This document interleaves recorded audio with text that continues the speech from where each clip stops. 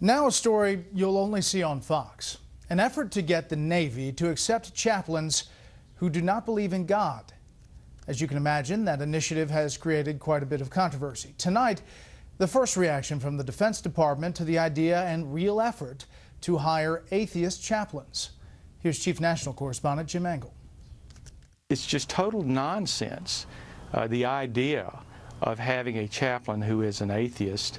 It sounds like a contradiction in terms, but for the first time ever, a group of atheists and humanists are pushing the military to have chaplains who share their belief that God does not exist. What science tells us about the afterlife is that there is none. When you die, you're dead. The obvious question is why an atheist would need a chaplain, even an atheist one, when there are counselors of all kinds. If that's what they're wanting, then they need to come at it differently instead of just saying, we want an atheist chaplain. But those supporting the change say there's an important difference between chaplains and others such as psychologists and psychiatrists. First of all, in the military, seeing a medical professional or counselor sometimes has some stigma attached to it. And might affect advancement, he says. Collins, a chaplain in the Air Force Reserve, says while on active duty, he served everyone, including atheists. So many times people in our world today just need someone to listen. They just need someone to care.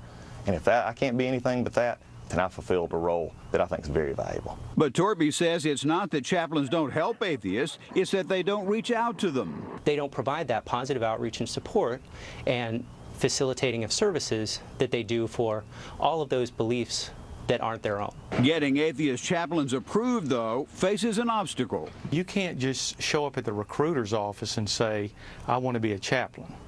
You have to have an endorsing faith. Such as the Methodist or Catholic Church, for instance. But Torpy says the Humanist Association is already recognized as a religious group by the IRS, and that should suffice.